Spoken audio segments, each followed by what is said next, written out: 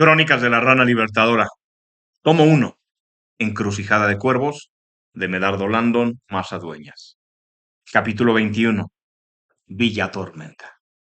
Epígrafe.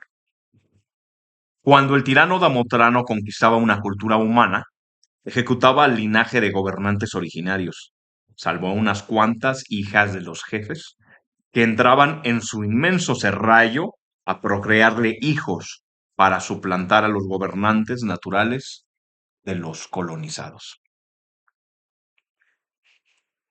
Y si se bailó el bufón, el chingolilingo. Se dijo Merium debajo de una carreta, entre el fresco estiércol de unos burros en el adoquín, allí donde lo había cogido el alba en la villa de Dolbenheim. Dolbenheim, o Dulwul, como aparecía en los mapas antiguos, ya existía cuando la capital de Lorraine se llamaba Lundruwin, y desde la Torre Verde de la Cuarta, en su centro, gobernaba el Rey de Cristal y sus tres reinas todos los bosques y valles del Reino del Verano. Bulgun, como todas las otras villas de entonces, había sido 100 veces arrasada y 100 veces reconstruida, por hallarse en medio de los campos de Dobim, uno de los valles circundantes. Merium había crecido junto a una villa tan vieja como Dolbenheim o Dolgun, lo seguía nombrando el Mordin en su mente, Gwenlir, la de barro, al pie de sus colinas evanescentes. Pero Gwenlir estaba en las provincias fronterizas de las que se decía, en los valles de Lorraine las cosas son como deben ser y no como en las provincias. En Gwenlir, los labriegos bajo el yugo y la miseria se hacinaban en sus casuchas de barro, siempre en hambre en torno a la ancestral cúpula del Raalm, donde los mayordomos de los hacendados les pagaban mezquinamente sus servicios con el grano que ellos mismos producían, endeudándolos generacionalmente en esas tiendas de raya por la compra de sus herramientas y vestidos. En cambio, Dolbenheim, más que una villa, era una fábrica de viandas y productos del campo. Los campesinos habían sido desplazados por completo de ella a sus destinos como ganado en las barracas, y los actuales villanos eran solamente los sirvientes de los soldados, capellanes, hechiceros y alcaldes, desbordándose por completo el mercado a la totalidad del pueblo, donde los dueños de las cosas las concentraban, empacaban y regenteaban para la capital, dándose codo con codo para arrebatarse los oros de las caravanas de Lorelai. Y ni siquiera esta población de sirvientes alcanzaba a ser como los comerciantes independientes que proliferaron en los burgos de otrora, y que en cambio progresaban en los reinos de ultramar, porque quienes mercaban ahí en Dolbenheim le pertenecían a sus amos, y ni siquiera podían vender su libertad, gozando sin embargo del inmenso privilegio de poseer a sus propias familias. Ese era el futuro de Gwenlir y de todas las provincias lonerianas tan ansiosos de progresar y de imitar a los valles favoritos del tirano. La antigua Dulgun había muerto y solo quedaba un cadáver hueco de oro sin gente, suplantadas las casuchas por bodegas y expendios, emblasonados sus umbrales con los escudos heráldicos de sus señores. Sin huertos ni corrales en la periferia de la villa, como había ansiado Merium al allegarse, tomó, sin opción alguna, el adoquín que vistió el camino hasta las primeras bodegas, y para entonces ya comenzaba la oscuridad de la madrugada a azularse. Despertaban los martillazos y portazos, los rechinares de carretillas y el cascabelear en el empedrado de los burros y los caballos de tiro, al son del traqueteo de los carromatos que pronto comenzaron a hurtar las sombras de aquella avenida principal. Fueron entonces los gallos lejanos y las voces en la primera esquina y, urgido de escondrijo, al principio probó en las primeras callejuelas, Pero resultó que de las puertas traseras de las bodegas surgían los encapotados madrugadores a trabajar por esos mismos callejones. Y Miriam no pudo hallar recodo a su gusto. Angustiado de ver que salían más y más de ambulantes a la calle principal y que el cielo comenzaba a despintarse, terminó sin querer desembocando por la avenida principal a la plaza central, donde ya la vida se poblaba. Entonces, al desespero, el Mordin se arrojó bajo un carromato quieto en una esquina y desde ahí vio, con espanto, terminar de despertar a la villa en su pululoso centro, donde la mañana había estallado en olores de boñiga, cera quemada y carnes fritas.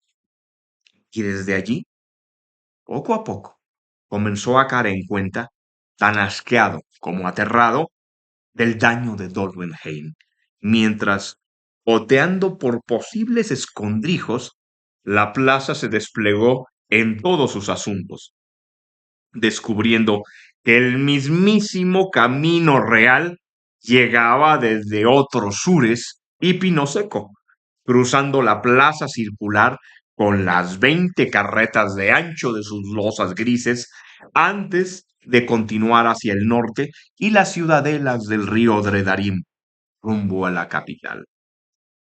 En medio de la plaza, una gran fuente negra con forma de pequeña torre de catedral que usaba el agua corriente a modo de vitrales, por cierto, llenaba los grandes bebederos circundantes donde los caballos del ejército, llegando desde los campos de cultivo, se detenían a abrevar.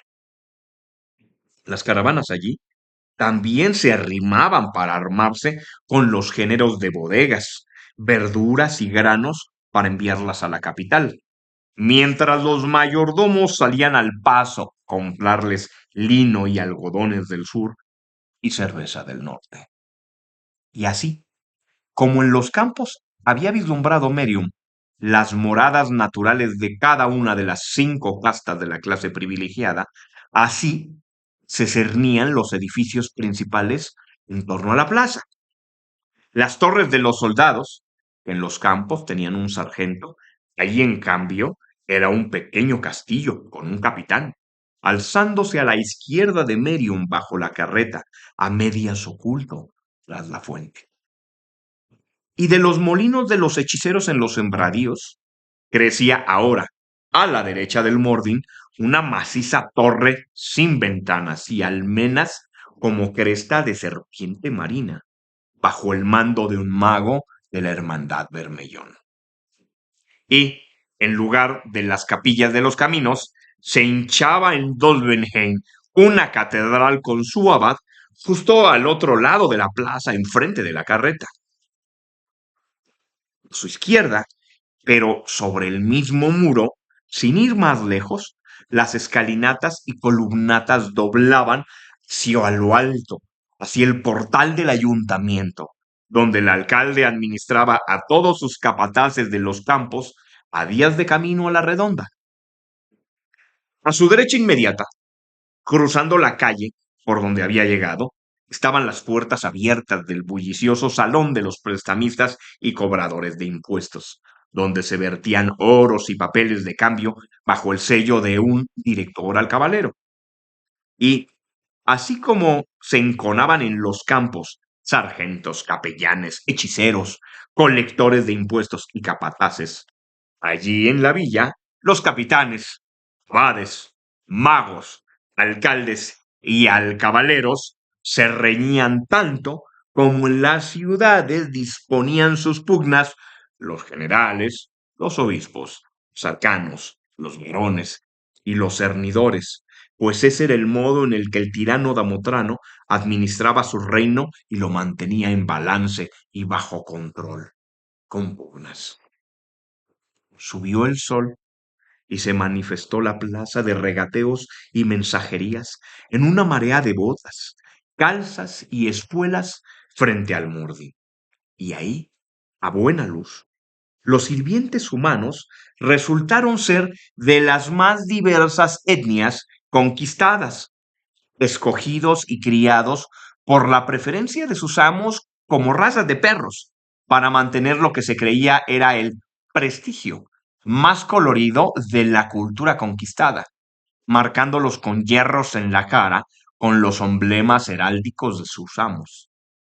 Merium, al distinguir esas marcas, reconoció que otro tanto había tenido marcado también los labriegos en el campo, pero desde la distancia del árbol y bajo el bebedero solo le habían parecido marcas de arrugas y suciedad. Eso también le faltaba a su disfraz. Los siervos de los soldados, encargados de caballerizas y herrerías, eran en su mayoría norethers, descendientes de los marinos de los hielos del norte, altísimos, rubios, casi albinos, ojiazules y vestidos en prácticos cueros de trabajo. Los padres de familia podían incluso usar trenzas largas de sus antepasados, tenidas por graciosas por sus amos. Luego, los sirvientes de los abades, que les tenían la mesa siempre puesta, eran aerethers, los pelirrojos pecosos ojigrises del pueblo de Bertram, de las empinadas colinas de pinos y encinas, portando mandiles de carnicero y panadero y ligeras zapatillas para no despertar a sus señores. Los que servían a los magos, a la casa de especias alquímicas, componentes de las caravanas y vísceras en venta, eran Thorongs, de piel color obsidiana y rasgos aguileños, descendientes de quienes fueran jinetes de grifo en las montañas más allá de las colinas evanescentes, que andaban en la villa indiferentes y silenciosos como sus amos, quienes los vestían con largas túnicas negras. Al servicio de los contadores de impuestos, los Sentayago, color de oliva, de espesos cabellos oscuros y grandes ojos castaños, habían sido traídos de la frontera del desierto para vestir las mallas y boinas de sus señores, tratando con grandes ínfulas a los sirvientes de los otros, tal y tanto como hacían sus amos con sus iguales. Y los capataces del alcalde, en jubones finos, botines de largas puntas y mantos de holanes, ni hablar, eran de pura cepa loneriana, porque los nobles lonerianos no tolerarían hombres menores merodeando sus casas y metiendo las manos en sus platos y sábanas. Merium sonrió amargamente de lado ante la ridícula ironía de lo que significaba la pureza de sangre loneriana. Los primeros abuelos habían sido aerethers Colen del Reino del Verano, conquistados y mezclados con norethers y luego emparentados al saqueo con itigios imperiales de ultramar que añadieron a los centayagos y a los trorongs a su sangre.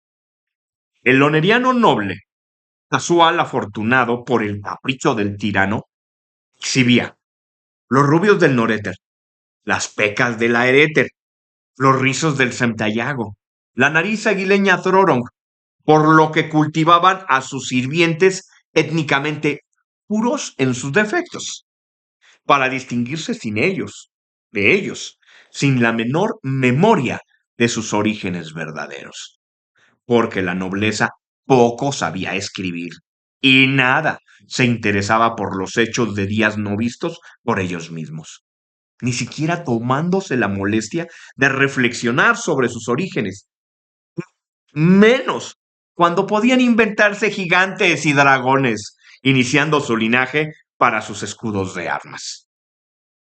El Mordin engulló el último sorbo de su odre, mirando lánguidamente de reojo la fuente, para pasarse el mal sabor del daño de Tulgún artificialmente infecta esta villa, administradamente antinatural. Hasta su daga parecía querer hundirse en sus pantalones. Administrativamente antinatural.